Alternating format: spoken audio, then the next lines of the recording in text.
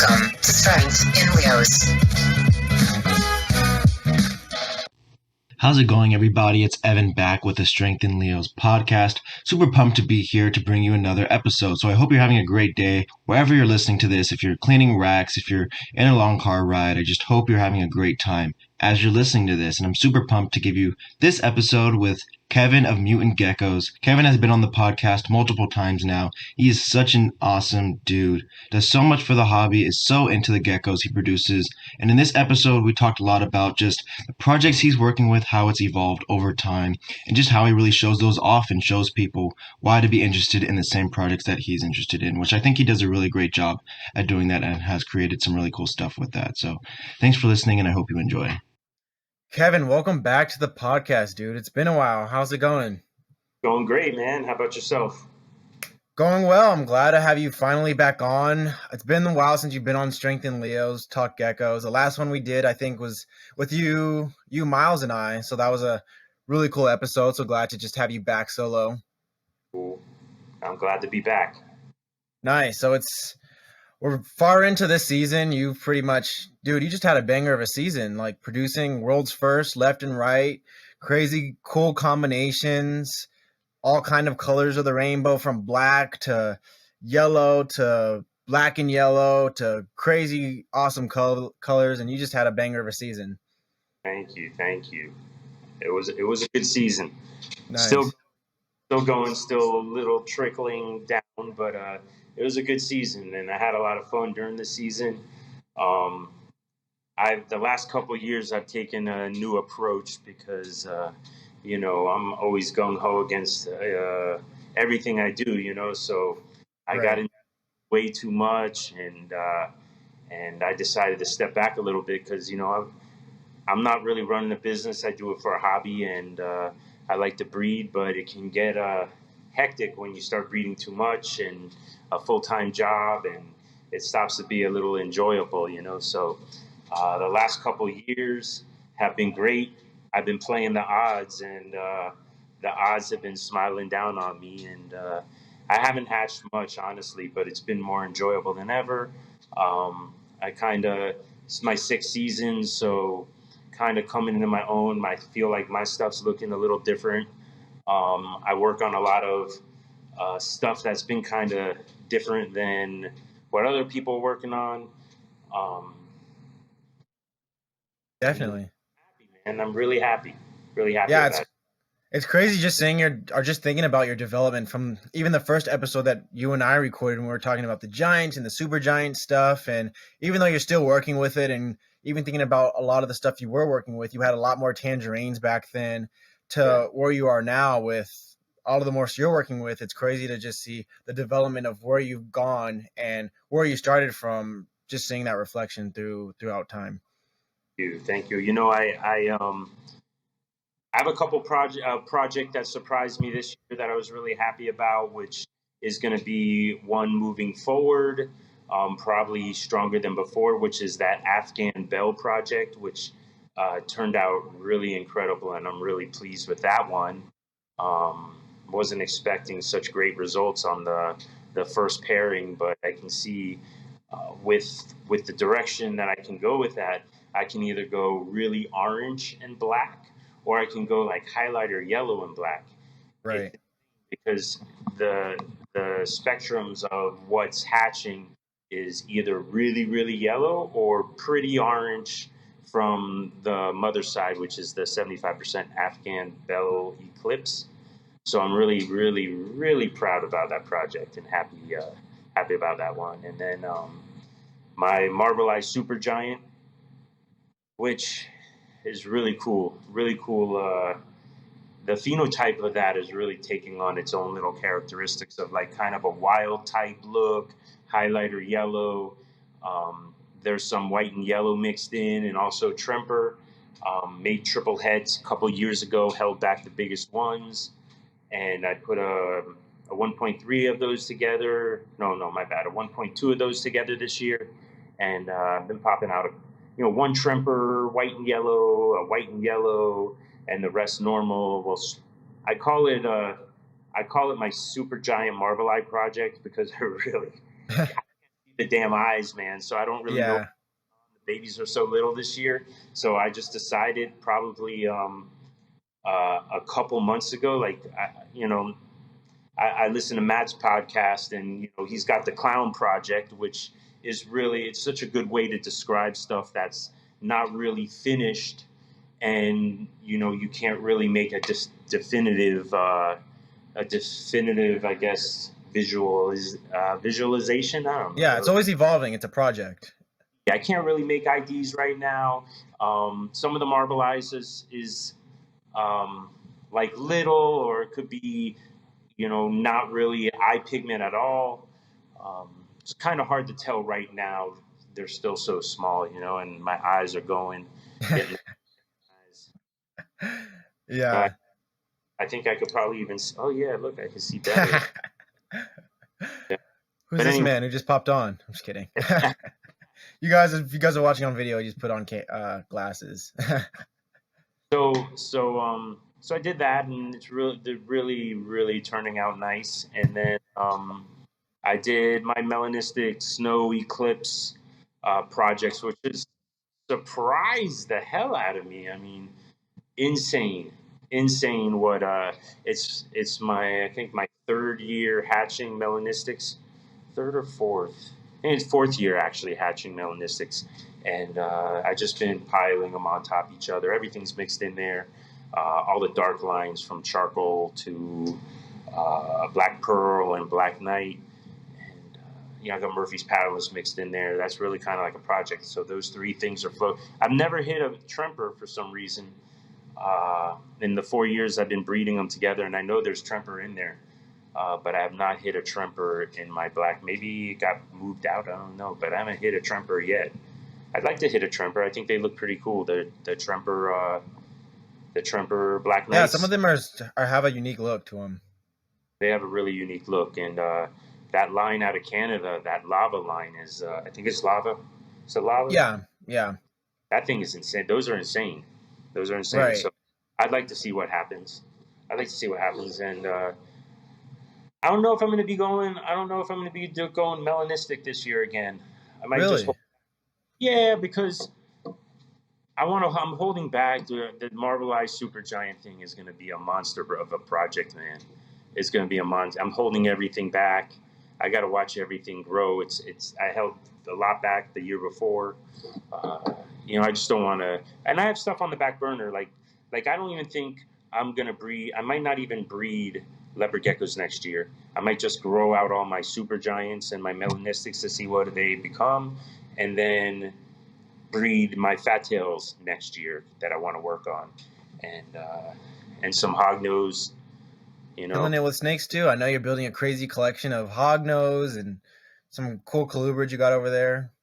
Yeah, man, I love the snakes, man. It's crazy. Don't let it take over. Remember where your heart's at. Not gonna take over, but let me tell you something, dude. We need more Leo people over there, man, because I'm telling you, these people. I don't want to say. There's people creating some amazing stuff out there, but I feel like people coming over from breeding Leos for so many years. The hognose aren't even touched with color or pattern or any of that stuff yet. They're just really getting into colors. They're getting into colors, changing the look of recessives right now. That's the direction it's going. Leo's been doing that for how many years, man? Decades at this point. Yeah. The color thing is just starting there, man. It's so new, so it's fun, and dude, the snakes are so easy to take care of. It's insane. But I'm not going crazy, man. Some might call it crazy. I don't call it crazy. What does your wife think? Likes them. She really likes them. I have 26. Okay. I have 26 snakes right now. If she likes them, then we're all for it. Yeah, dude. I'm actually stopping myself on the snakes and stopping myself on just really. I want to produce what's in the house right now with the geckos, because I have those projects. Really, those projects aren't. They're not too many projects. There's 4 of them. Really, there's 4 of them. There was 3 of them, and I decided to do that Afghan one, which I really like, because it's also from wild bloodlines. So that makes it even that much cooler. To have the grandfather was a the grandfather was a wild caught of my first pairing. The father of my Afghanicus was a wild caught, which is pretty cool in my opinion. That's awesome. Yeah. So that's added to the bloodline, and that was a last minute pairing. I had the Bell radar for a while, probably 2 years. I never did anything with her. I kind of bought her on a whim because I like. I saw a lot of people in Europe working with the Afghan Tang line. That line's not really popular in the States. I like the white. I like the orange and black together. I feel like pattern is making a big comeback in Leos right now. Not that I'm trying to move with the trends, but Right. Yeah. I do like it. I noticed that pattern's kind of coming over the super hypo look lately. Yeah, for sure. I feel like for a while, a lot of people were going for that all orange gecko, all black, obviously, and a lot of people are getting more into pattern and color. And high contrast, Yeah, definitely. To show a little. So yeah, man, it's really cool, and I can't wait. I still am hatching some cool stuff, man. I still have like a lot of Afghanicus Tang crosses in the incubator. Not a lot, like 6, and then I have one other egg. Nice. Yeah, one other egg, I believe. And So let's go back to what projects you're kind of focusing on. Let's say when we did our first. I'm sorry, man. I left out the project, man. One of my biggest projects. Yeah, we can't. Yeah. Yeah, Bays everybody knows you're working with bays. I know, man. I forget. I work with. It's really not a loved morph.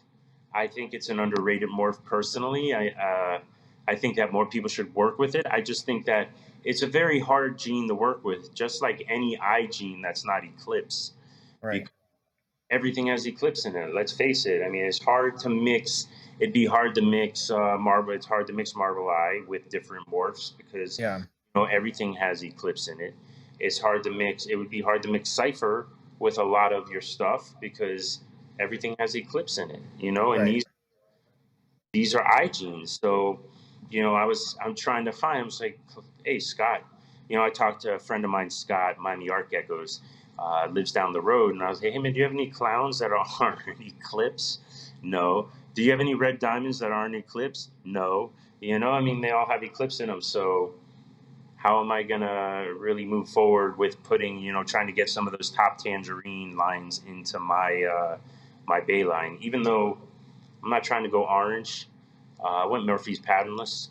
That's kind of what I wanted to do with the bay. That was my only really goal with the bay was Murphy's patternless rainwater, and I completed that like in 3 years with very crazy breedings. Man, it's insane that I was actually even able to hit it in the 3 years that I did it. I made 3 years. So I made triple hits the first year, and I grew them up. But they were late in the season, so I had to wait till the next year to put them together. And I put them together, and I only had 2 eggs.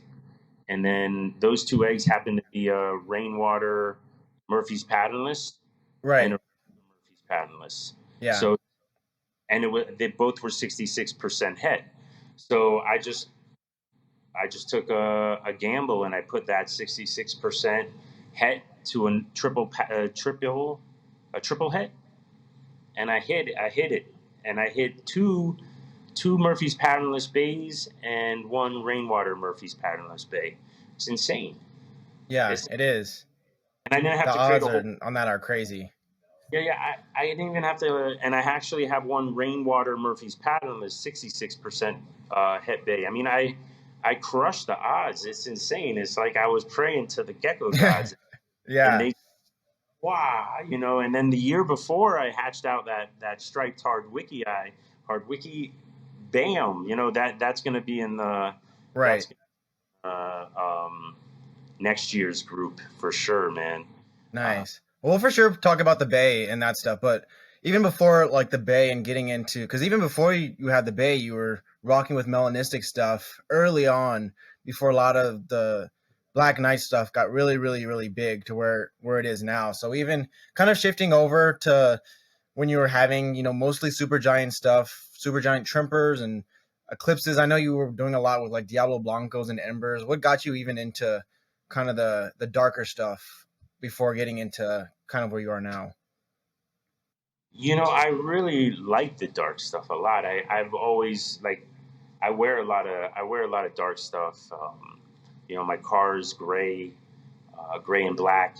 Most of my clothes are gray and black. I don't know. I like black animals, black snakes. All the melanistic stuff's really cool. It just looks really cool. The saturation of the dark looks really cool, and especially with some pattern. I just always liked the dark stuff. I kind of got away from the tangerines. I felt like, when you get it, when you first get into leopard geckos, there's so much coming at you at one time, and you get influenced a little. Maybe I got influenced in every. It's easy to get carried away in the tangerine kind of hype. You know what I'm saying? Everybody loves tangerines. You're trying to get the most orange, the most red, and I think that I just got carried away with that. And plus, I couldn't afford a Black Knight.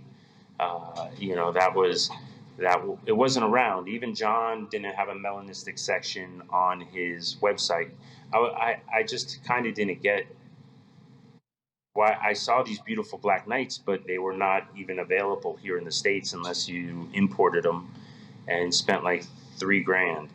So, I kind of was, John offered what was it, a black pearl. It's crazy. I started really, really low. John offered a Max Snow black pearl charcoal line, possible Het Murphy's patternless. So, and it was a Max Snow. I don't know if I mentioned that. And I put that to an ember that I had just to test to see if I would hit a Murphy's patternless, and I didn't. So then I took those babies and I bred it back. I bred one of them back to the mother, the best looking Black Knight, or the best looking melanistic at the time, and then made another male. And then I happened to pick up a 75% Black Knight from Brittany Gobbles, and I bred my male that I made the year before, and it just snowballed from there. And I've been basically breeding them, line breeding my own since then. I tried putting another, even a high percentage this year, but it just, I don't know. I haven't had the best production with, I don't want to say the Black Knights, but I just haven't had the best production with the melanistic lines. Like I do get eggs, but I get like 6, so, and then I have one that's still, here, but it's really a pet because it's got egg bound before, and then it laid 2 eggs the following year, which were amazing, and I threw them into the gamble. But then the next year, just didn't produce. And then the 87.5% Black Knight I have is that I traded for. It's amazing, but it got egg bound this year, and then it laid some slugs that were nasty and done. So Right. I don't even know what I'm gonna pet out. I'm probably gonna pet them, but that's why I said I'm probably gonna pet them out, both of those if I can. I'm sure somebody wants like really nice melanistics. I mean, both of them are really, really saturated, but they're really not. I don't know. I might hold back that 87.5. Maybe it was just it was her first year. Maybe it was just a bad first year. But the other one's definitely a pet. I mean, it's beautiful too. I mean, it's dark, dark, dark, velvety looking. If you ever seen like the Black Knights that kind of have like a yellowish tint, Right. Yeah. velvety, kind of almost like an iridescence to it. Yeah. No, it's really cool to see just how I feel like a lot of people, when they get into leopard geckos, they really get overwhelmed. Like you're talking about the tangerines, the super hypo stuff. It's really easy to get overwhelmed with whatever is popular, but it's really cool how you've been able to really go broad and then go narrow again and really focus into your projects and just really do projects and be passionate about projects that just you're excited about and not too many people are working with as well, which is also super awesome to Thank you. have that going. Thank you. I appreciate that. It's a lot of fun, man. It really is. It trying to breed everything for everybody. Like I probably could turn mutant geckos into a pretty decent business. I feel if I wanted to. I mean, I have crazy ideas. great ideas. It's just I work a really full-time job that takes up a lot of my time, and breeding 150 geckos, 200 geckos, like this is going to sound crazy. I don't even know if this is going to sound crazy to you. It probably won't sound crazy to you. It might sound crazy to some people. But I counted my geckos yesterday, and babies and all. I was like, babe, I have no geckos, man. I mean, my gecko work is, I only have 130 geckos. Babies Light and all, work. that's no work. Yeah. 100, I mean, 130 geckos compared to Right. having 300 geckos. Oh, for sure. And 150 of those babies, it's just a lot Totally of work, different workload. Yeah. So and I've been handling my babies a little different as well. So like I'll spray them down a lot in the beginning until they get their first shed. I throw a water bowl in there. I leave them alone. I'll spray them, and then I'll leave them alone for 3 days at a time. I don't really leave them alone. I go in there and I look once in a while, just checking, because there's a lot of stuff I can't wait to see. Yeah. I feel like they're better. Like I just, over like this last year and this year, I just noticed the more I leave them alone, the more they grow. I feel like me not opening the tub and mess with them. So you have to change them after 3 days. I mean, there's just so much poop. Yeah. But I just feel like me not messing with them, I've noticed the less I mess with them, the better they do. So Interesting. I kind of lighten my workload there, and especially I leave the water in there, and they're pretty good. I mean, it's a little water bowl. It's like those little tiny. A lot of people use cups for baby cresteds to feed them in. Mm-hmm. Yeah. So that works. So I'm all Nice. about.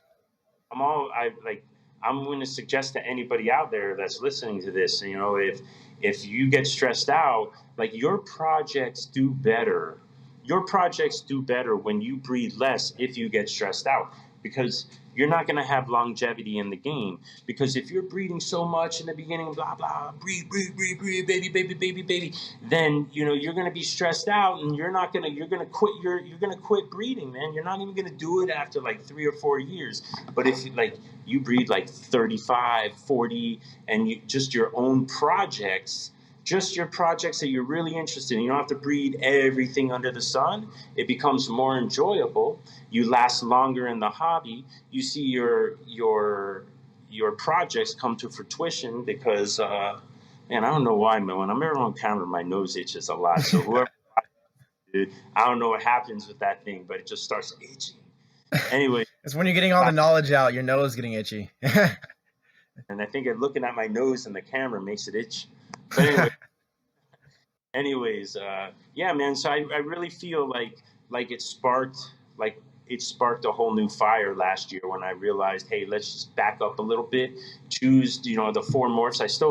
I'm still gonna do my wild types. I didn't do any this year, but I'm gonna pick them. I don't have to. I'm not racing anybody. I'm not. Right. Oh, it's totally for myself, so I don't have to kill myself. The projects are going to be there next year. If I burn myself out in 2-3 years, that project's burnt out in 2 or 3 years. But if I pace myself and I want to see the project to the end, I can just chill out, take it easy, breed 30, 40, even up to 50. I like 50 to me is a good number for me. Like I go through the rack in 30 minutes with 50, and that's a good number for me. That's where I'm at. Everybody has their own number, and that's not for everybody. What I'm saying is for me too, but it's a good suggestion to really fix burnout, because burnout is a real thing. For sure. When you're eating too much, and then, like I said, you get rid of your collection. Now your project's dead, never going anywhere. Right. Yeah. No? No, that's so true. Yeah, and it's really important to think about these things, because it's really easy to see all these cool pairings on paper, but once you start getting babies and they start hatching, it's a totally different beast from what you thought you were signing yourself up for. And also when it comes to cleaning and feeding, and then you got to start selling babies, and are you doing shows? Are you selling online? So once you think about all these things, you think about just about how much work it really is. So really pacing yourself in a way that you've done over the years is really cool to see, and really cool to learn from other people that are like, okay, maybe I did breed too much this year. Let's scale it back and then see where my sweet spot is. Yeah, man, I agree with that, and it'd be more enjoyable. I'm all into it's enjoyable, man. I love it, dude. I mean, that's what we're doing it for. Yeah, the pleasure. of breeding geckos, seeing cool geckos. It's really cool. And the people, dude, you gotta mention the people. The people are, and I met so many cool people doing this. Last week was Daytona, and it was just so much fun. In Just October, Kevin's coming to Tinley. about it today. Actually, I looked up tickets, man. It wasn't like I just have to work out like where I'm gonna stay, man. I saw, I had fun because I thought it was cool. Maybe I'm thinking of going. It's only $130 for a round. Dude, let's do it. Get it set up. Dude, we got to talk about it. I thought it was really cool. So this year, I met a lot of people in the last few years, more so the last year. So when I went to Daytona, I knew a lot of people. It was a lot of fun. We all talked and it was really a lot of cool. It was really cool, man. And nice. I think like really fun seeing everybody in Tinley, because I know everybody goes out to Tinley, man. You know. So and the Super Show too, because so many people in California, a lot of people in Chicago, so flew out to Pittsburgh, right? Right, yeah. And I'm sure like the podcast has opened a lot of doors for you. A lot, you go to a show, a lot of people, you get to talk a lot of shit. Yeah. It's a lot of fun when you get to it's crazy to me that just met so many people on Instagram. It's freaking nuts. Yeah. And people always say, "Oh, they're not real friends." But I feel like most of them are. When I went to Daytona, everybody was so cool, man. Everybody was happy to see everybody. I turned around and Shane from what is it, Evergreen? Evergreen State. Yeah. Yeah, man. I was talking to Phil from the Nephros Initiative and Snakes and Stogie podcast, and I turned around and I see Shane there, and Shane's a big dude. He's like 6'2". He's a big, and he's got like the hair and nose ring. And I see Shane. I'm like, Shane, what's up? It was pretty cool, man. It was like an unreal experience, because this guy lives in Washington State, man. I live in Miami, man. They couldn't be farther from each other. Yeah, opposite ends of the country. He bought me a couple drinks. I bought him a couple drinks. I didn't make it out to where I was going. No, it's awesome. Yeah, especially the reptile community, like seeing it. I could go any coast, anywhere in the middle of the country. When I went out to Florida, I came and hang out with you, and we had a blast. Hanging out with other people, and it's cool to have that community in the reptile hobby. And it's not something you see in a lot of other places where we have this awesome family where we could talk to gecko people, we could talk to snake people. There's so many people that we have in the hobby to just make so many awesome connections with. I agree with that, man. I agree with that. Yeah, so when you come to Tinley, we're gonna have a lot more fun. It's gonna be colder than Daytona, I'll promise you that, but it'll be worth it. Where do you stay in Tinley? Okay, so I'm thinking Airbnb for this Tinley. Last Tinley was a hotel, but still got to figure out all that stuff. So, Are Airbnbs good around that area? Yeah, the ones that I've seen have been pretty good. Yeah, we got to talk about Tinley. Be a lot of fun because there's a lot of gecko people out there, man. Oh, for sure. Yeah, all over the Midwest, people are coming in. A lot of every Tinley. So good. Daytona was big this year, man. Really big. I heard it was the biggest one in a while. It was the biggest one. It was really cool, man. It was a lot of fun. Nice. A lot of vendors, like over 200 vendors. I think like somebody's 260 vendors or something. That's crazy. Yeah. No, I definitely got to get over to Daytona. And they just had that Animal Con down. It's in Orlando, I think, this past weekend too. Yeah. So it's crazy stuff happening in Florida, man. You guys get all the good stuff. All the good stuff in Florida. That's true. Before we go on, I want to say thank you to our sponsors.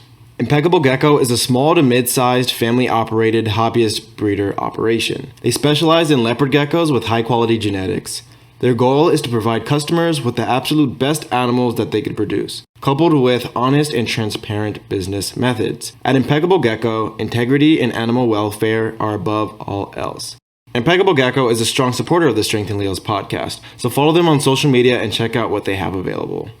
John of Gecko Boa started early, like most of us, catching lizards and snakes in his backyard at any chance he got.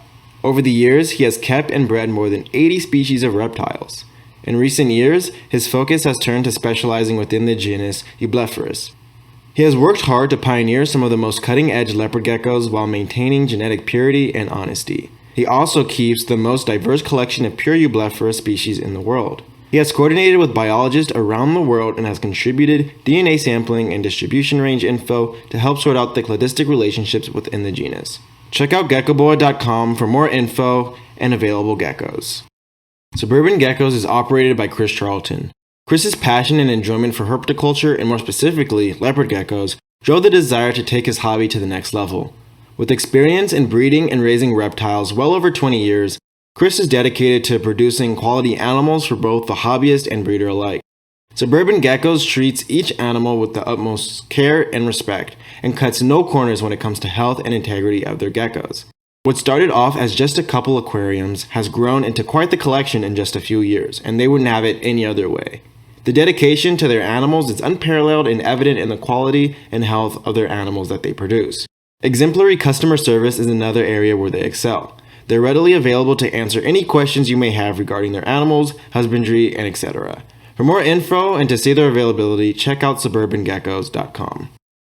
Blizzy-billed Leos, while new to the scene, is taking strides in following the footsteps of top-tier breeders and keepers in care and ethics while aspiring to bring fresh looks and crosses to explore latent potential. Prior to becoming a breeder, Greg of Blizzy-billed Leos completed hours of extensive research on lines, ethics, morphs, and how certain traits interact with others in order to begin projects which are coming to fruition already in the second season of breeding. With a major focus on line breeding the correct way and customer service done right, Blizzy-billed Leos aspires to be a breath of fresh air to the customers and keepers they encounter. Be sure to check out their Instagram, Blizzy-billed Leos, and stay up to date on project development, availability, or just tips on having healthy animals in your care. Dab Exotics is a hobbyist breeding operation that was started in 2017. They specialize in producing healthy leopard geckos from top quality genetics. Dab Exotics is an awesome supporter of the Strength in Leos podcast, so follow them on social media and check out what they have available for sale. Shane Kelly is a blue-collar, working-class guy that has a reptile breeding business with his wife and kids. They are currently working with high-quality ball python morphs, western hognose snakes, and select leopard geckos with a focus on bold stripes, and they're looking forward to adding Albie Snow and Ghost this year. They have been listening to the podcast since the beginning and are proud to be a Season 4 sponsor. Go check out their social media, Instagram, Facebook, and YouTube, and also check out their morph market to see what they have available. So I wanted to talk about your projects and just how, I know we talked about before, you kind of worked with a really niche amount of projects, the projects you're working with. Not a lot of people are working with it. And I feel like a lot of people are scared to do what you're doing. People are like, I really like, let's say blizzards. Nobody really likes blizzards, but if someone's really passionate about blizzards and like, man, I really love blizzards for, X, Y, and Z, and they're just scared because like there's people say there's no money in blizzards, but we've seen that with stuff you're working with. People will say, oh, like no one cares about wild types or no one cares about bays, but you've obviously have made money you've made your money back on bays, and you're making that investment and using different morphs to make your money back. You're having fun. You're getting your investment, and you're also just creating awesome stuff, world's first. So what do you say to people who are just scared to go into that niche of what they really want and are scared, like, how am I going to make my money back? Is this going to be sustainable? Am I going to be able to sell the babies and stuff like that? Well, I haven't had a problem. I keep a lot back, so I don't really have a problem selling because I keep mostly everything, and I sell very little. Um, I don't breed much, so I don't have to worry about selling much. That's my number one thing. Um, I feel I feel like when I finish to where I want to go, people are gonna want what I have. I mean, my stuff is very different looking. If you're just gonna want the phenotype that I have, it that's where it boils down to. If you like the look of my gecko, which I think people will like the looks of my geckos, um, if they want them, that's cool, man. I don't produce much, so you better grab them up While they last, yeah. fast. And the bay, I like the bay. It was a different gene at the time. I was around when Murphy's Patternless came out. I watched it come out, and I believe in '91, maybe it was '91. I think it might have been 94. I don't Yeah, know it why was that. 94. I believe it was 94 Okay. because I've been at the reptile show in 94 and 91 because my first reptile show was 18 years old. That was like 94, 93. Okay. And I watched it come out, and they called it a leucistic, and leucistics have blue eyes. So obviously it wasn't a real Murphy's leucistic. paddlers don't have blue eyes, for anybody wondering. Have blue eyes. So I just, when the bay came out, they said blue amber eyes. It's really kind of not blue. It's kind of more of like a see-through blackish. I guess if you looked at it, you could see blue. The Murphy's patternless bay that I hatched has really pronounced, just like a lot of the leopard geckos you hatch, they have like the blue right there. Oh, I say right there like that. Yeah, on the top. Everybody knows what you're talking about. Yeah, they have the blue. Man, if you guys are watching on YouTube, you guys are getting a show from Kevin. Yeah, so they have very pronounced blue. I really like. I was playing with it today when the gecko, that is. I was playing with the gecko, and I was noticing it's really pronounced blue on top of the head. So I'm hoping that kind of stays, because now the Murphy's paddlers has blue eyes in a degree. The blue. So now you got the leucistic. It's a real leucistic now. Amber eye, and I put it onto a Murphy's paddler. So I'm going to say now it has blue eyes. Nice. It's a true leucistic now. Now it's a real leucistic. I was gonna call it the what is it? The rainwater Murphy's patternless. The Murphy's patternless bay was gonna be called the false leucistic. False leucistic. The false leucistic. Not too late. We can still call it that.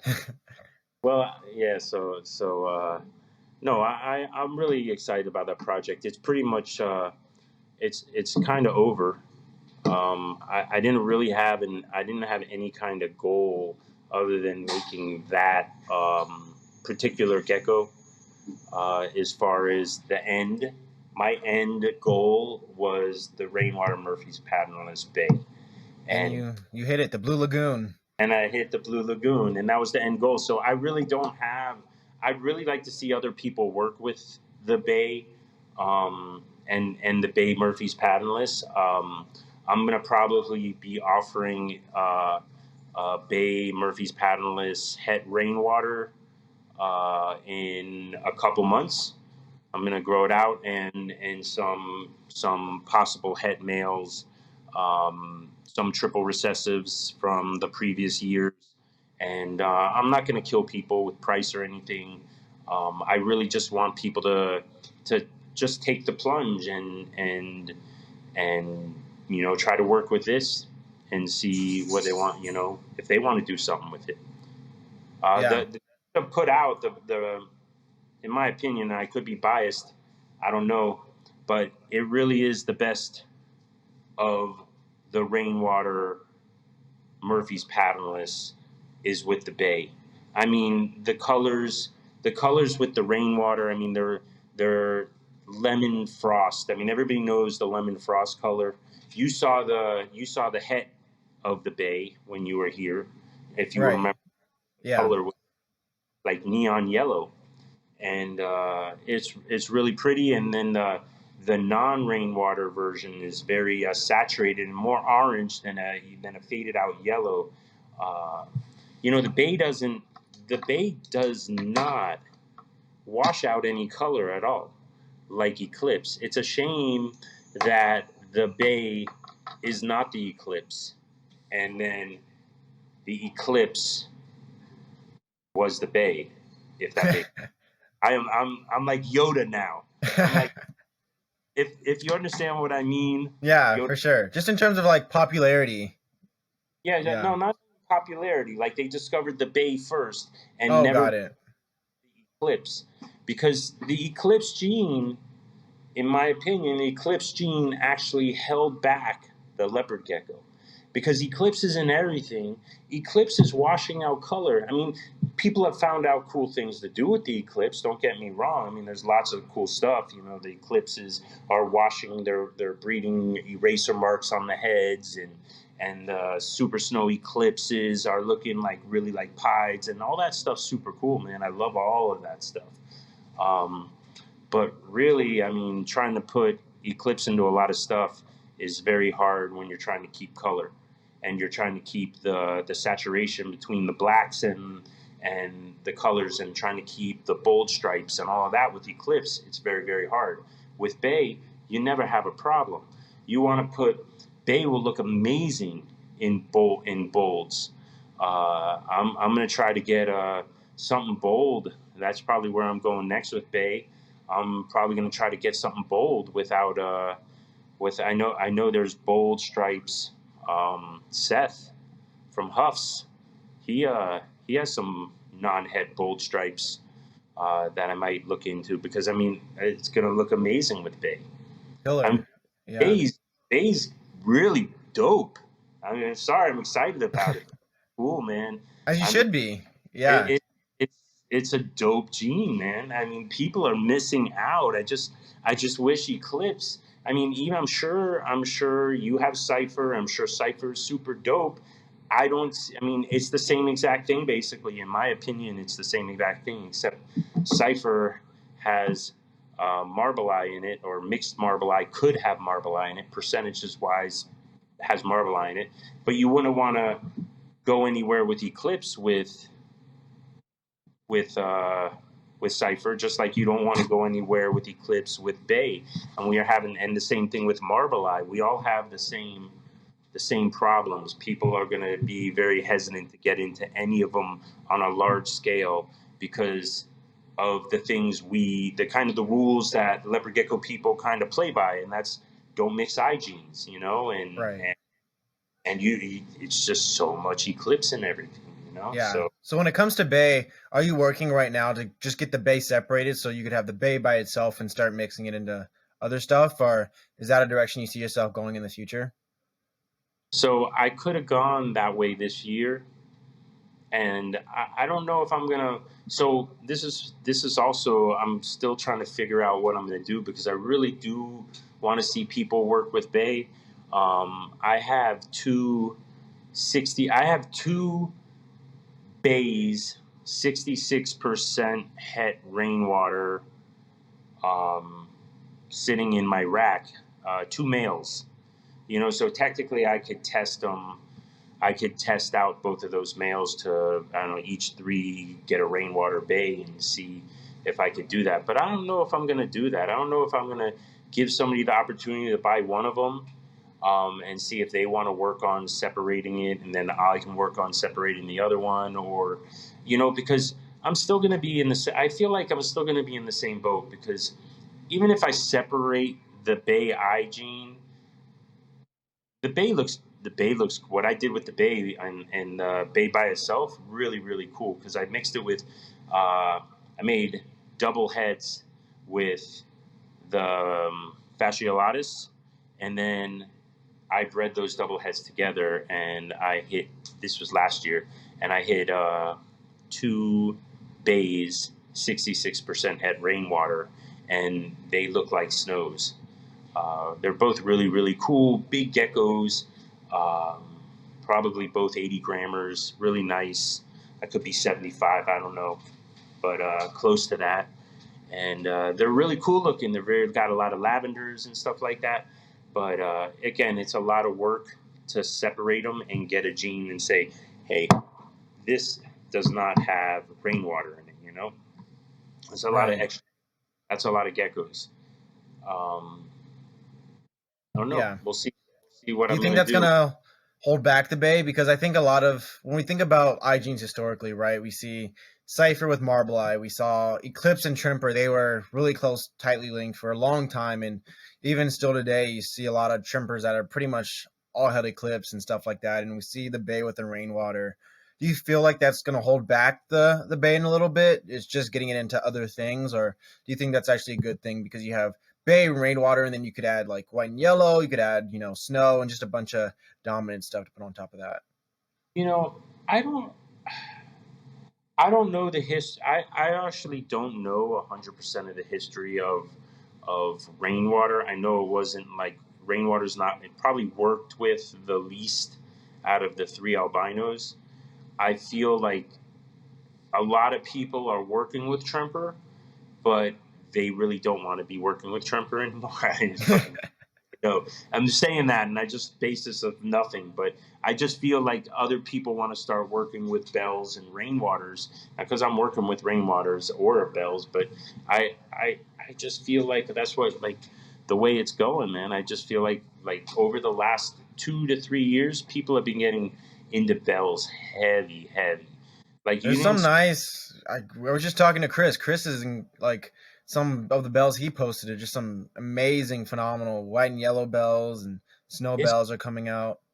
I feel like, what's so crazy about it is I feel like it wasn't like they were working the lines of bells so long that it just started popping out fresh shit. Yeah, Like, they just started working lines of bells like in the last few years, and the bell is just a good such a good albino that with the yeah, white and yellow and the tang, I mean, it just absorbs all of that stuff like perfect. right. And You it's the newest albino, so it's not Trimper and Rainwater have been around way longer than the bell has. So I feel like rainwater, like some of the bays that I have insane color, but and a couple have faded into like the rainwater look, like you notice like the kind of like dolish orange, but it's still yeah, not like Tremper fades into almost like a yellow after like a lot of years. This is kind of like more of a yellowish orange, kind of like a different look. But I don't know. I feel like people could work the bay on its own. I mean, there's plenty of you want to put bay into blizzards. You could find blizzards that are head free, or you could try to find blizzards that, I mean, people claim blizzards are head free. You could start from scratch. You could take one of my bays and go get a non-head Max Snow or a non-head white and yellow or something, and just, or a rainwater white and yellow. You could just take a rainwater white and yellow, because I don't feel like, maybe you'll know this, man. This is what I was saying before. I don't know if Eclipse. I don't think Eclipse has taken over rainwater, but I could be wrong on that. I mean, I don't. unless you're getting in, I feel like the firewaters are more. You'll find more of that stuff non-head. But if anything that's like comes from Typhoon stuff, then that's gonna have Eclipse in it. Maybe I'm wrong. I mean, Typhoon stuff obviously would have Eclipse in it. Right. I don't know, but I don't know. I like the Bay. I think more people should work in it. I think that it's kind of cheap right now to work with a new gene that nobody's working with and trying to be a pioneer. As far as, I mean, I bought into the Bay super cheap. I think I paid like that. The whole Bay project cost me basically nothing. Not nothing. It cost me like $1,100 for the pair of Bay. The male was the visual Bay rainwater, and the female was the rainwater het Bay. And That's pretty impressive. Starting from a visual to a head, and then getting to a triple head in such a short amount of time. That's super impressive. I really didn't do anything, man. I think that You keep I saying that, but people aren't doing it, so you must be doing something special. maybe I'm being humble, man, but I just got so lucky, man. I can't, like, the odds are not supposed to be the way they are, and like hitting like stuff like I've hit, and I'm just really happy. I mean, like, even so I, like, we're talking about, I'm jumping all over the place because my mind's racing. Talk geckos, I get crazy. Uh, the odds are crazy. Like, I had even this year, like, a new project open for me. I had that 75% from original line Afghan Tang Bell Eclipse, and I didn't even really, I forgot the label. It said small chance of white and yellow, and I didn't know it has white and yellow. I popped out a white and yellow Afghanicus, basically. It was a perfect Afghanicus, white and yellow. So I was like, white and yellow, that's so strange. The gecko does not look white and yellow, even in the, like, Yeah. not close. But I went and I save all John's labels that he sends me. So I ran and got the label. Most of them are on my tugs, but for some reason this one's not, because it never really had a permanent home with me until like recently. And I went to the label, and sure shit, on the bottom of the label, in little parentheses, it said small chance of white and yellow. Yeah. So now I have a white and yellow Afghanicus project, man. and I don't know if you've seen it on my Instagram, but the thing is, Yeah, it's cool bands and yeah, super cool, man. I mean, yeah. I am shocked. I think that anybody that likes Echinacus or wild types are like it's taken me everything not to put it on the Facebook wild types group. Like I know they dude because there's no morphs there, dude. But I mean, Yeah. it's an Afghan. It looks just like an Afghanicus, but white and yellow. It's cool. I think that other people, it's not something people are going after, man. But I think that people are gonna like it, and even if it's the pet industry to have these little kind of white and yellow Afghanicus running around, running, Yeah. it's cool, man. No, it's And awesome. And it's another example of you just kind of seeing what you work with and posting it. It's even just if you look at your Instagram feed, it's super cool. And we could totally tell your passion for the stuff you're working with and just with the projects and the uniqueness of the projects you're working with. And even that, I think it kind of helps in, I don't know if this is part of your marketing strategy, but it helps out with the marketing of like knowing who Mutant Geckos is because people see you as this guy who just kind of worked with all these weird, odd projects and they're just producing super awesome things from all of them. I get some things from people, man. I'm always surprised. I just trying to do my own thing. I'm not trying to impress anybody, and I agree with that. Like I met I bought a snake. I bought a snake from these people, Aaron and his name Jason. Probably not. Damn, I was so mad I forgot. Andrew. I think his name is Andrew. Super dope people, man, from Ectotherm Empire. Okay. And I bought a snake from him just off of Morph Market because it was fresh. And I met him in Daytona, and I was like, man, I even love my snake more, man. Yeah. Yeah. And curious about that, too, because they were such cool people, man. There goes my phone, man. Damn, that's what happens. There I am, I'm back. But anyways, they were really cool people, so I agree, man. It's really cool not to buy just a fresh gecko, but to buy a fresh gecko from somebody that's fresh. You're just putting that out there for everybody. If you guys want the fresh geckos, everybody go to Mr. Fresh over here.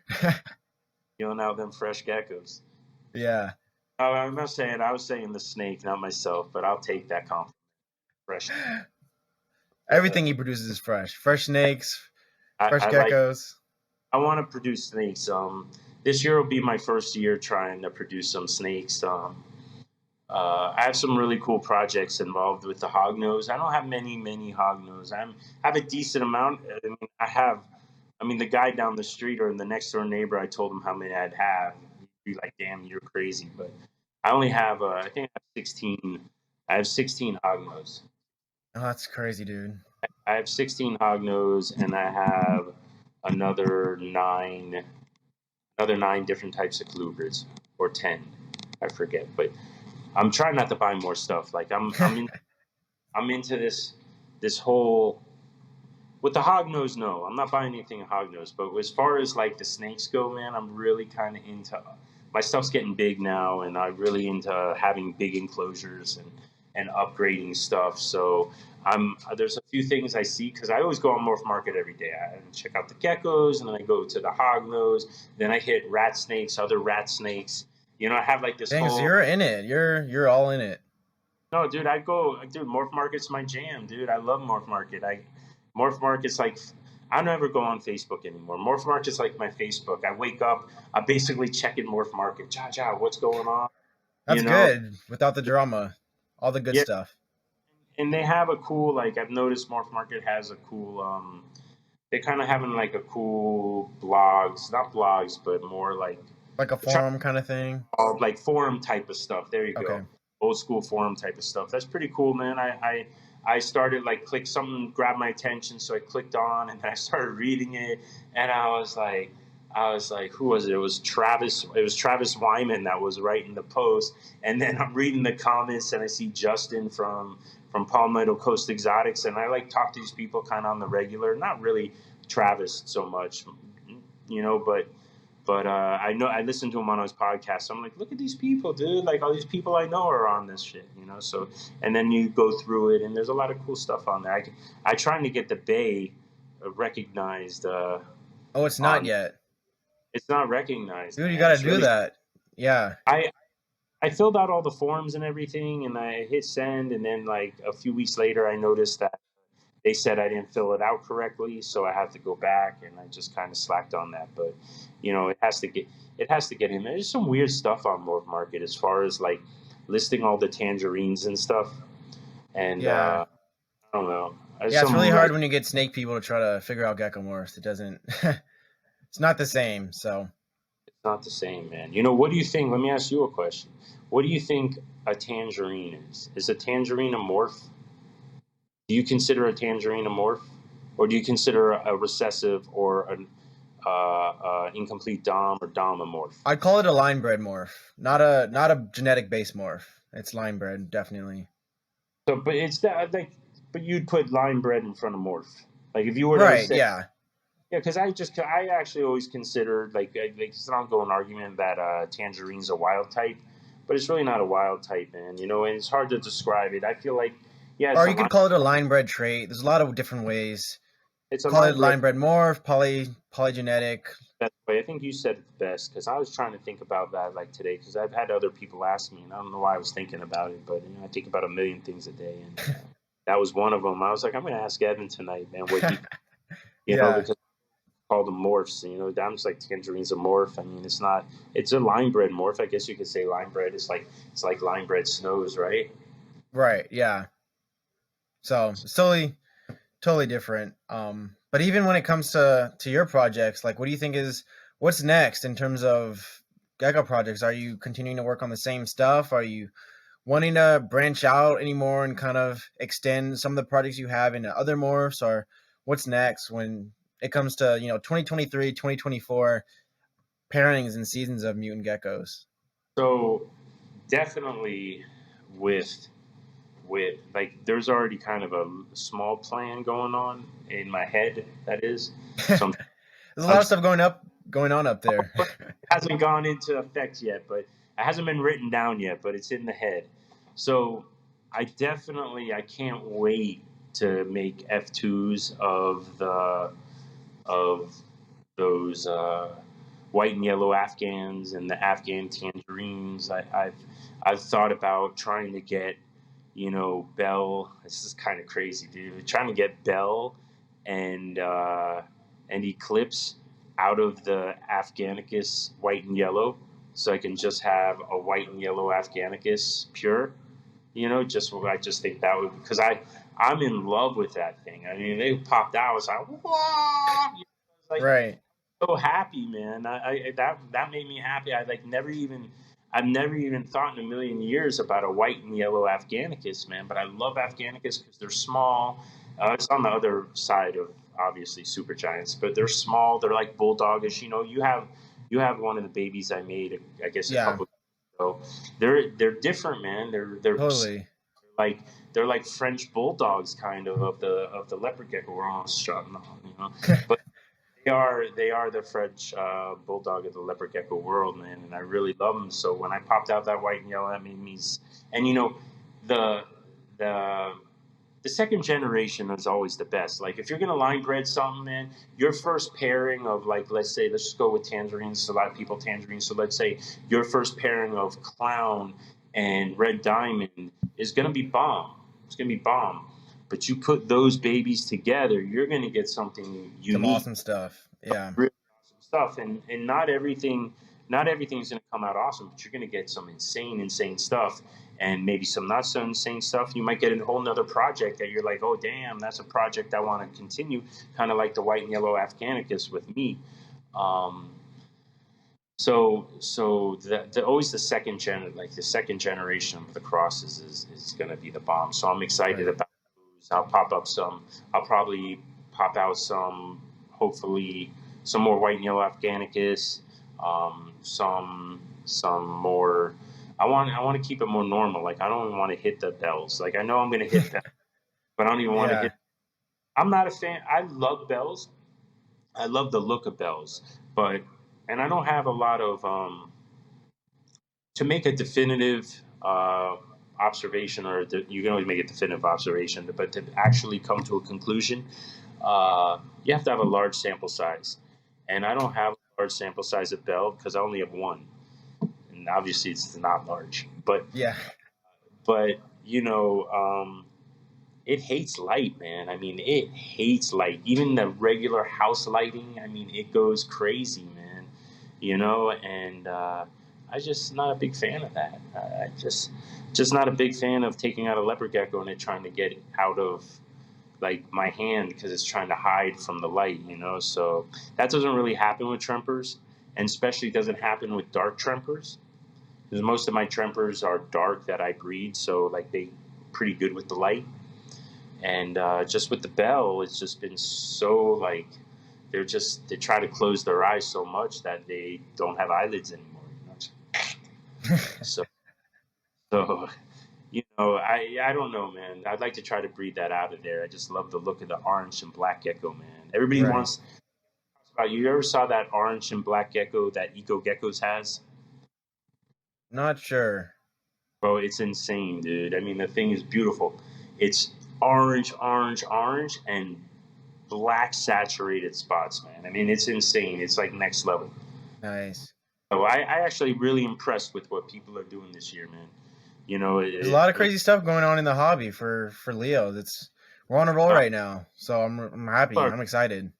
People are creating some amazing stuff. I mean, really blowing my mind, man. I did another podcast from Snake Stogie spoke. But anyways, if you want He's cheating on us, guys, with other podcasts. I'm moonlighting. But I forgot where I was going with that. Damn. I was going so I could guarantee. It's good, good. Glad we got a story and yeah. Every time we got to put. Every time you say another podcast, you got to put some money in the. It's like a swear jar. I'll send you a gecko every time every time you mention another podcast. Yeah. I believe you were on that podcast, man, or you're on the herpetoculture podcast yourself. Yeah. No, there's a ton of awesome reptile podcasts out there.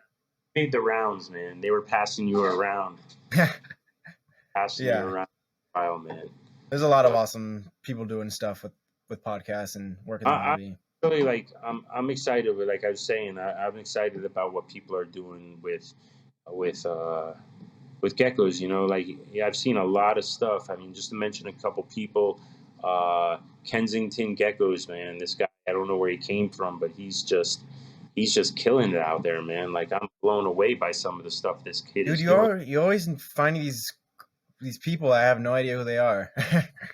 Dude, he's insane, man. The guy's popping out some crazy stuff, man. I'm really impressed with that. Matt, obviously Matt from Sasselbeck, you know, he never heard of that guy either.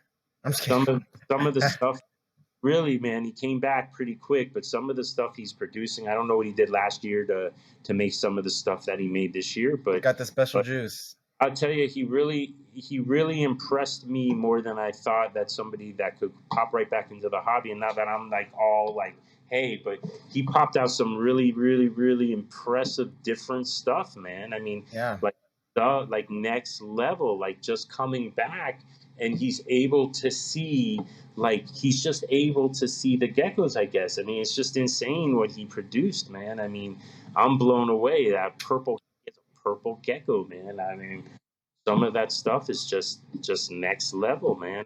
It's unbelievable. It's unbelievable. There's a lot of stuff. A lot of the clown stuff is really cool. I don't know how I've never worked with clown. I've seen some of the stuff. I could see some of the influence of that red coming out, and just with the line breeding, the people that are breeding that like red swirly stuff into there. I'm having some of that stuff pop out in that marble-eyed line. I think just after a few generations, man, of line breeding, you can do a lot, man. You can really change the look of a gecko. If you see that really deep, rich red coming through, man, I'm telling you, the next generation, man, don't even think that you can't line breed. That the next generation is just going to be so sick, man. You can get so many different looks. Whatever you want to do, man, you just imagine it. You can do it. Right. Yeah. There's so many awesome things to do. And before we go off, we got to talk about the Striped Hard Wiki. Oh, that's next year. I can't wait, man. I had it on the scale. It looks so big. I don't even get it, man. It looks so big and it's still not big. I don't even get it. it's so healthy. It's so healthy looking. It's so beautiful. Yeah. But it's only 47 grams, man, and like 3 or 4, and it eats everything. I mean, it completely wipes the bowl out, and it's not like I don't even slack on the feeding. It's just not getting those grams on, but it's still got the fat tail, and I guess it's a little bit short. Some of the hard wiki eyes are short, but I have some big guys too, man. I mean, I have some of my females are really big. They're probably like pushing 70, 75 gram females, which is pretty nice size. Most of my geckos are big, man. I don't realize how big my geckos are. I guess I don't know. I just feel You do like have some. Actually, I've just comparing your collection to your geckos are quite big. So I've gotten rid of, because I get rid of, like, I sell everything that's small, even if it's not a super giant. Like I have I have a gecko that I got from Miles. This is Miles. It was Miles Gecko, but I have 102 gram rainwater max snow. Uh, it's huge. Everything I have is pretty big. A 75 gram. I just kind of like, I always keep the big geckos. I mean, you always pop out those small geckos that just don't grow. I have a few rainwater bays that stayed small in the 50 gram mark. I like to see my females around 60 to 70 grams. I mean, not fat, like I can right. get them. I'm saying like kind of like longish, that longer look. Yeah. Okay. My most Big of Kevin needs his big geckos. my big geckos, even my melanistics are pretty big, man. I have a couple of the more pure black knights are kind of small, but man, black knights are small. Have you seen them, man? They're like, they're I've just seen some pretty small ones. Yeah. they're small, man. They're 50 gram, 45 gram geckos. 50. I read a post. I don't know where I read it. It was probably on Facebook, but somebody was saying, asking how big your gecko has to be to breed, and somebody's like, "Oh, you got to know your gecko." Like most of the time, 55 grams, 60 grams is good, healthy size. But I have black knights that are 45 grams, and I breed them, and they spit out healthy babies every year. I don't know. I don't want a 45 gram black knight. 45 Gannicus, cool. Yeah. I want my black knight like this. It's bigger than the screen. Yeah. Yeah. But I'm trying. I don't know if I'm gonna do melanistic next year. I'm gonna hold my stuff. I probably won't advance the project next year. I'm gonna move. You were asking about also. I get on tangents, but also I want to move leopard geckos outside. Not all of them. Most of my wild types. Um, I was doing some research and finding out most of my geckos are in the same climate as Miami. And I just want to see how they do outside. A lot of people have success with reptiles outside in Miami. I just want to see them. I just want to see how it'll be, man. I want to see. Right. I'm put the hard wiki outside and the fuscus outside and see how they do. Both of those have very similar climate, humidity, temperature. Doesn't get that cold during the winter. I just like to see what happens, man. Dude, I we got to do a podcast on it. Yeah, man. I haven't had a really. I'm thinking there's going to be like 8 foot by 2 foot enclosures of groups of geckos. Mostly females, one male. I might be able to hit 2 males in something that big. With lots of hides and rocks and the whole deal. But that's going to happen, man. One way or another, that's happening because I just want to see. I want to get in there and maybe camp out in there overnight with the geckos. I don't know. Dude, that'll be awesome. Guys, if you guys are watching this, you guys got to watch this on YouTube, by the way. If you don't just listen to the audio, you got to see it on YouTube. But this is literally exactly how Kevin is in real life. He's just going at it. He's passionate. He's all big hitter, and I love him, man. Thanks, dude. I appreciate it. I really, this is who I am, man. I try to, I hear other podcasts and really I think it might be the Leo world. I don't know if it's the Leo world. Or I don't know if it's just my outlook on life and just the acceptance of, when I came up in the reptile world, I saw a lot of death. I was strictly reptiles. Things were being imported all the time. I grew up if anybody hasn't read The Stolen World, it's a really good book. by a lady named Erin something. I can't remember her last name, but it's called The Stolen World. You can get it on Amazon for next to nothing. It talks about the history of the reptile world and smuggling and all the shady characters and everything. Well, I grew up in that time, and with strictly reptiles and lots of stuff dying all the time because we didn't have any way of finding out how to take care of it. So now being in this time, and I took a 10-year hiatus from reptiles, mainly because just, I don't know, ball pythons came into the scene. Every reptiles kind of went away a little bit. Now it's just the age of information, man, and being able to keep the reptiles and so perfect and knowing all the temperatures around the world and having the apps on your phone to be able to see the humidity in Bangladesh or wherever your reptile's from is just awesome, man. And being able to share with people, we always went to Daytona, but now, we have Instagram and Facebook, and we're all sharing our stuff. And then, hey, I'm going to Daytona. I'm going to Daytona. Let's go. Oh, everybody meet at Daytona, have drinks, have a blast, have a good time. And to me, it's like, I don't really see any of this negativity that people are seeing or people are having problems with. I mean, I really see zero, man. I mean, I say last time I was on a podcast, I said 2% bullshit and 98% good, man. You hear bullshit, you put it away. But if you got a positive attitude, man, any of that shit, because I don't see any of it, man. I just see love, and ain't me being a hippie or anything, but I'm serious. Yeah. Everybody's super cool with me, man. I don't know, super accepting. Everybody's sharing their passion. I've only met cool people online, and I've dealt with people. Everybody's been super honest. I've never had a shady person in my life, but I'm not stupid. I'm not going to get scammed by people, man. So, and that whole scamming, you get scammed by somebody, it's going to ruin your outlook on the reptile industry. And But for the most part, man, I'm sure you've had a lot of love. I mean, how much negativity have you seen? You've probably seen almost nothing. Yeah, when you're just focusing on the positive, there's not really much to focus on, and there's a lot of negativity that people draw attention to. But if you're just focusing on your lane and what you're doing, then there's not really much to be down about when it comes to the hobby. So I agree with that. So I just, it's been a good run, man. I can't wait till I really want to go to Tinley. I was telling my wife, I had so much fun, and seeing Shane come from Washington, and so I've actually worn out my talking. seeing Shane come all the way from Seattle, I only met him over a drink that I was having with Shane. So real quick, but there's Jeff and Kendra from Puget Sound Pythons. They flew all the way from Seattle. Shane flew all the way to Seattle.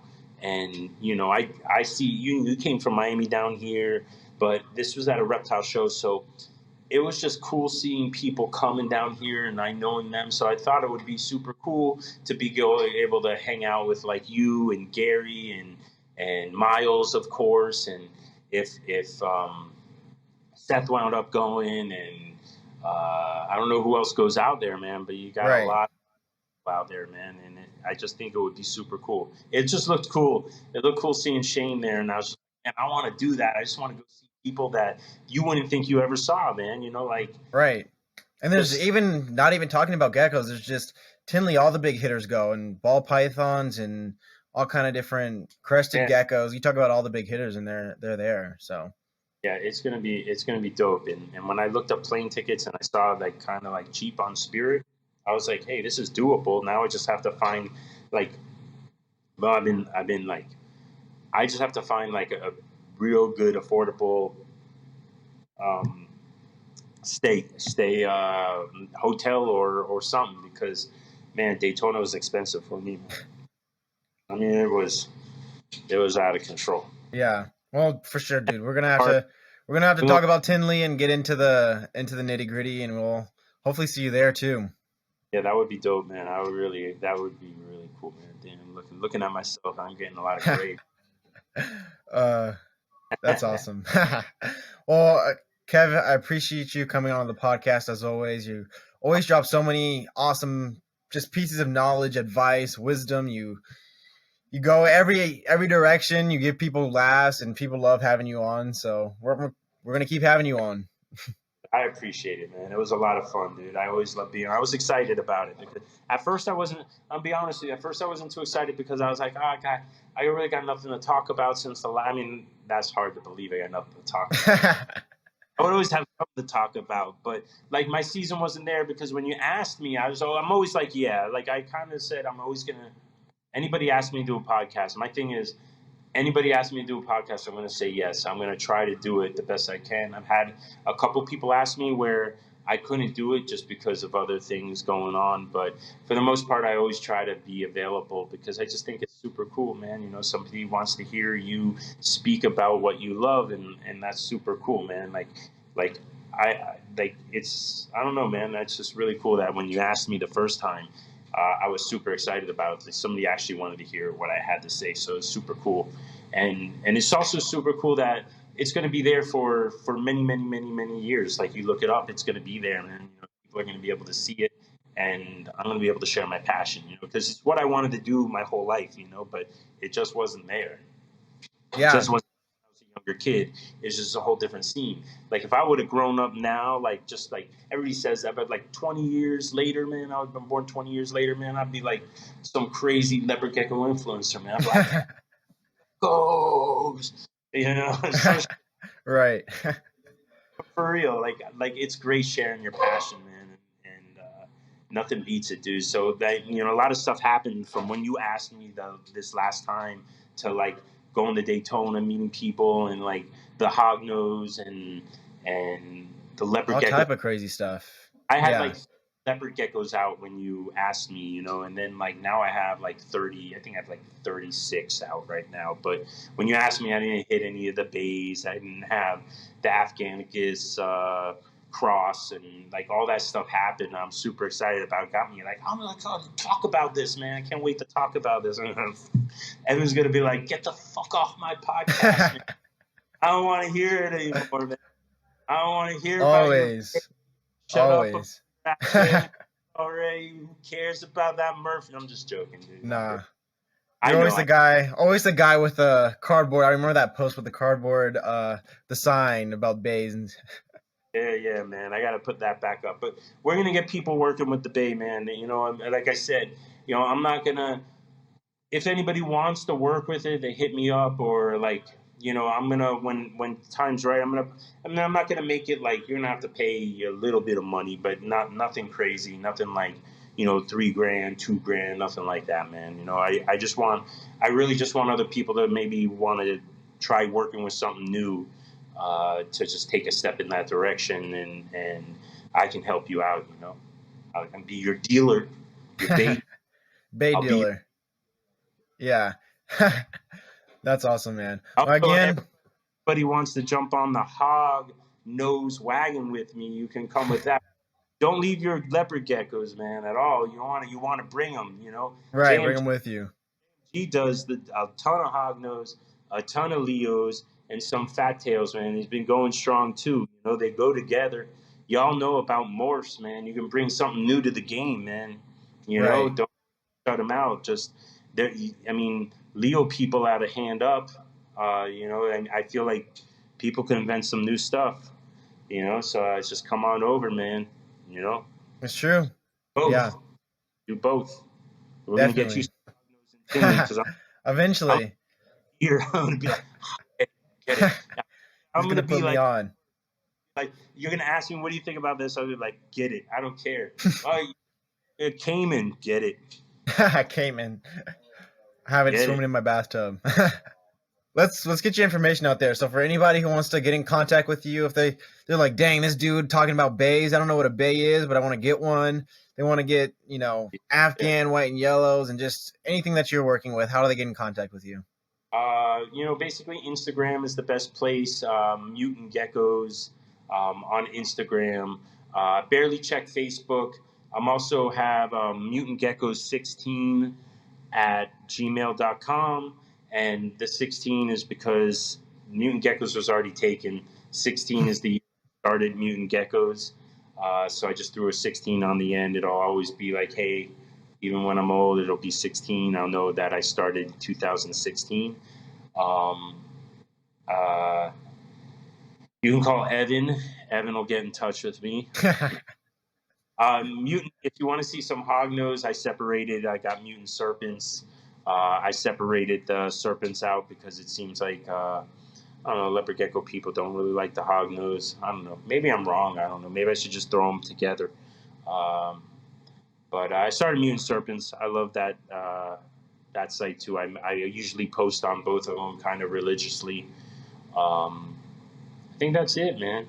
I think that's pretty much all you can get me. I really like to start a website, but that's probably never going to happen.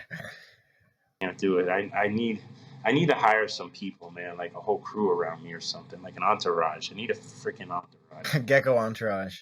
Gotta get going, bro. I do. It would be dope, man. It would be dope. Anyways, that's it. This is where you could reach. Nice. Well, again, Kev, I appreciate you for coming on. You'll be on the podcast plenty more times, and we'll see you on the next episode.